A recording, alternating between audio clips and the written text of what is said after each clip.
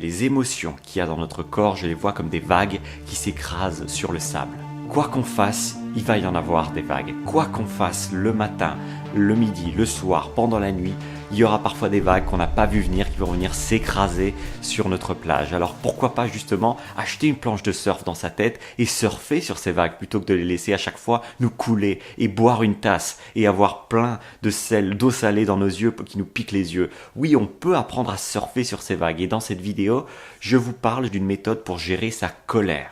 Je m'inspire de ce livre pour partager avec vous le truc qu'il y a dans cette vidéo. The Handbook of Emotion Regulation by James J. Gross. C'est un bouquin qui parle de tout l'aspect émotionnel qui se passe dans notre corps, au niveau chimique, au niveau physiologique, comment ça interagit avec le fonctionnement de notre corps, de nos organes, de notre esprit, de nos habitudes, de nos comportements. Le truc qu'il faut retenir de ce livre, un des gros trucs qu'il faut retenir de ce livre, c'est que la colère, quand vous en ressentez dans votre vie, la colère qui arrive et vous la sentez monter, vous la sentez fermenter en vous et ensuite jaillir, que ce soit par des cris ou alors imploser parce que vous allez la ravaler. Cette colère, il y a un moyen d'arrêter directement de la stimuler.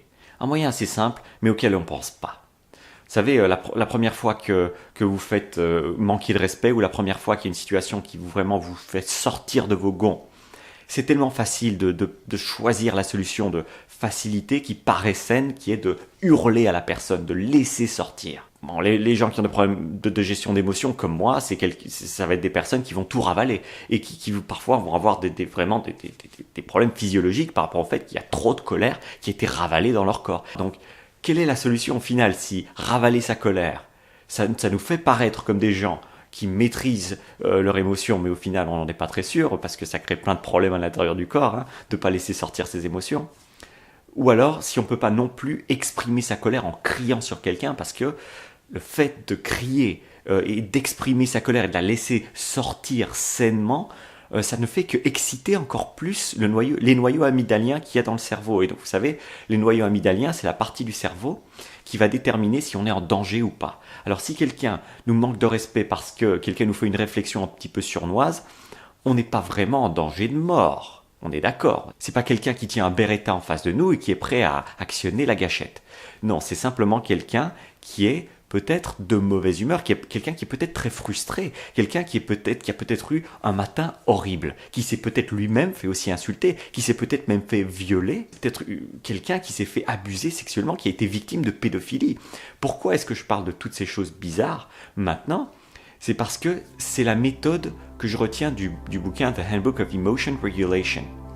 Si vous réévaluez la situation dans laquelle vous êtes en colère, au moment où vous ressentez la colère, quelqu'un qui vous manque de respect, quelqu'un qui vous fait une réflexion, quelqu'un qui vous insulte, si vous réévaluez la situation sur le moment même et que vous dites que la personne qui est en train de vous insulter s'est peut-être fait violer ou a peut-être été tabassée et humiliée et pissée dessus, comment est-ce que vous ressentez cette colère tout à coup dans votre corps? Si vous vous dites que la personne qui est en train de vous insulter, c'est quelqu'un qui a été peut-être humilié 10 fois pire que la chose qu'il est en train de vous infliger maintenant.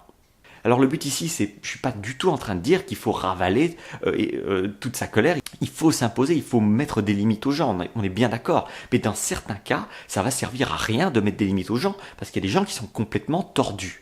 Alors ce n'est pas à vous à rééduquer les gens tordus. Ce que vous pouvez faire quand vous rencontrez vraiment quelqu'un de tordu, c'est réévaluer la situation. Parce que vous n'allez pas pouvoir changer quelqu'un qui est complètement tordu dans sa tête. Vous perdez votre énergie, vous gaspillez votre énergie. Et ravaler votre colère, ça ne va pas aider non plus, parce que vous aurez l'impression de vous laisser humilier. Ce n'est pas du tout le but non plus. Réévaluer la situation.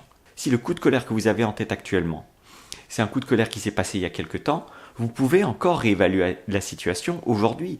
Posez-vous la question, la personne qui vous a énervé, qui vous a fait sortir de vos gonds, est-ce que c'est une personne qui est complètement équilibrée, qui vit une vie très heureuse, qui est riche, épanouie sexuellement, épanouie financièrement, qui a plein d'amis? Posez-vous la question et réévaluez la situation. Avec un peu d'entraînement, peut-être que vous arriverez à le faire, peut-être que moi aussi j'arriverai à le faire spontanément. Peut-être que c'est des choses qui, avec l'habitude, on arrive à les faire de plus en plus facilement. On réévalue la situation avant de laisser la colère détruire notre corps, notre physiologie ou simplement une bonne journée. C'est tout pour cette vidéo, on se voit demain pour un autre contenu. Prenez soin de votre cerveau, prenez soin de vos noyaux amygdaliens. C'était Thierry Markovitch.